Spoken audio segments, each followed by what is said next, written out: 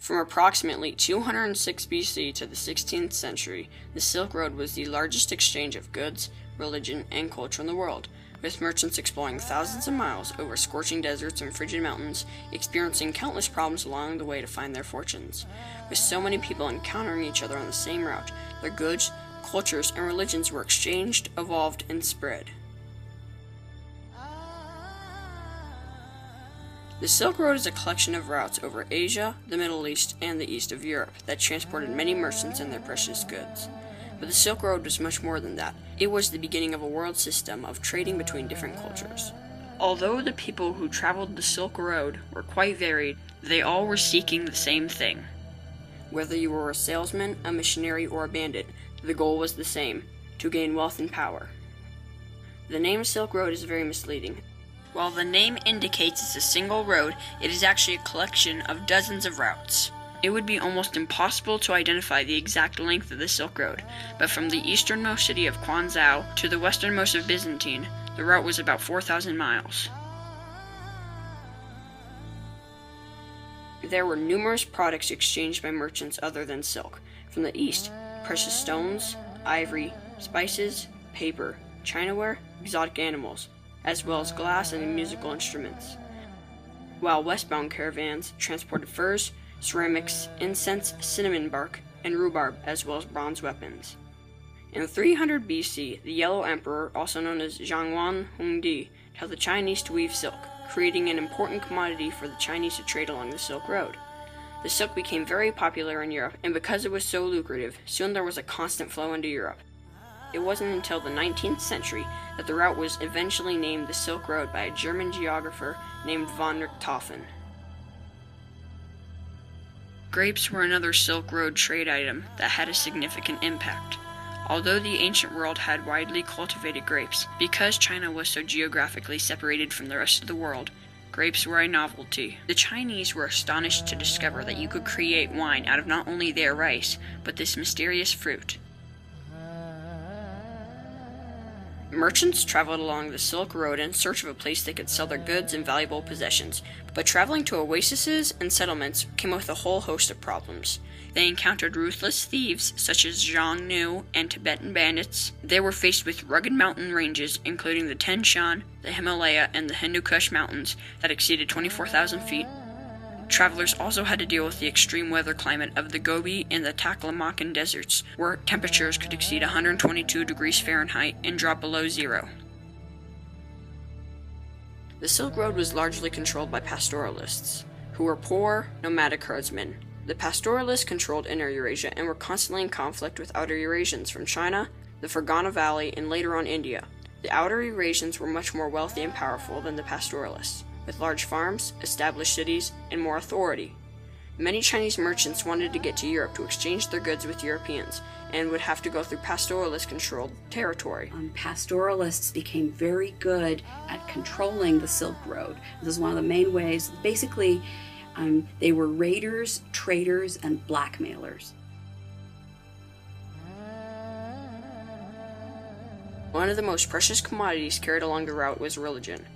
Zoroastrianism is thought to have been the earliest religion to pass through the Silk Road. After the rise of the Arab Empire, Zoroastrianists were forced east, away from Persia, where the religion was well established. From the 5th to the 10th century, the faith grew and developed rapidly in its new home in Central Asia.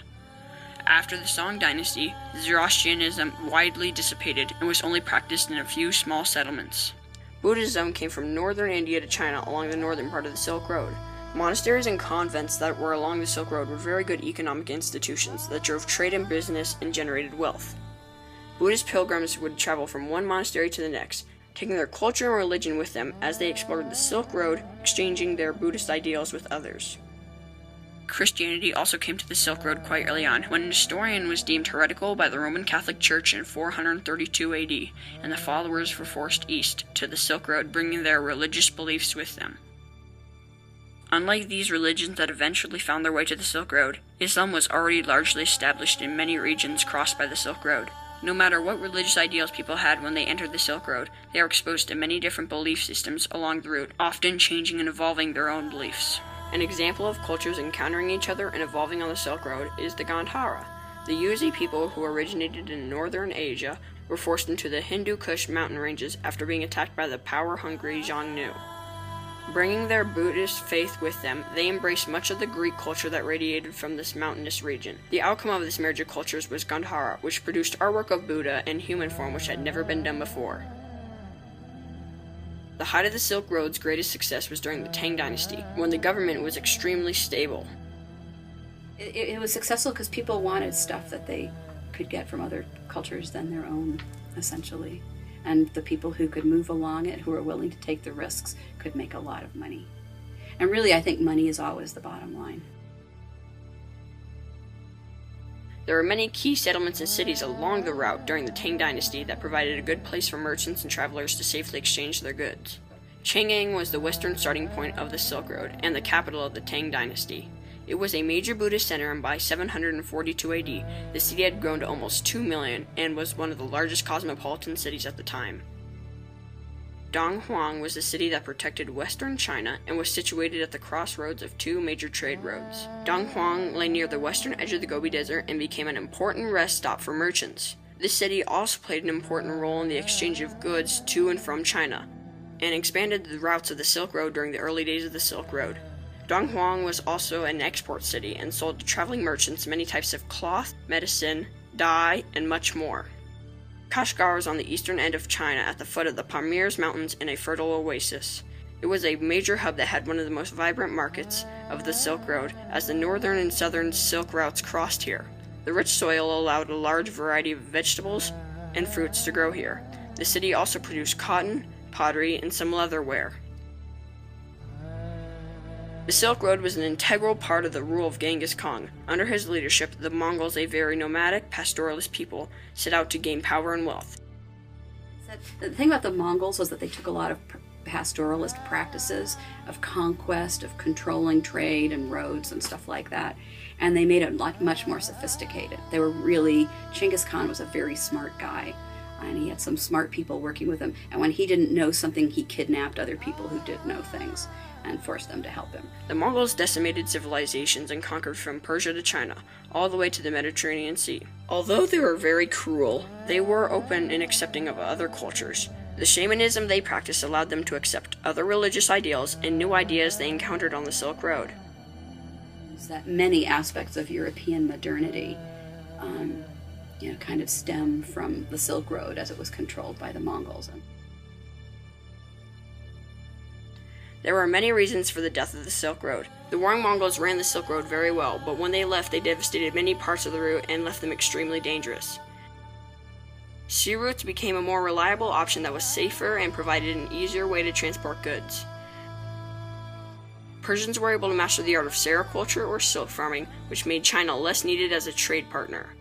Another important reason for the Silk Road's decline was the Ming Dynasty's isolationist attitude towards the quickly developing West that did nothing to encourage trade between the civilizations. It's just incredible the number of languages and cultures that came together along the Silk Road, and they didn't all kill each other. There were wars, but that imagination of today, that part of the world is so brutal and war-torn and religion-torn. So imagining back to a time when it was possible for cultures to live together, that's part of the nostalgia. If merchants and travelers were able to face and then overcome the risks and challenges of travel along the Silk Road, there was much to be gained. They could share religious ideals and beliefs, exchange their world-changing products, find new routes and people to trade with, as well as be exposed to multiple cultures. The Silk Road was one of the first great trade networks that helped shape the modern world as we know it.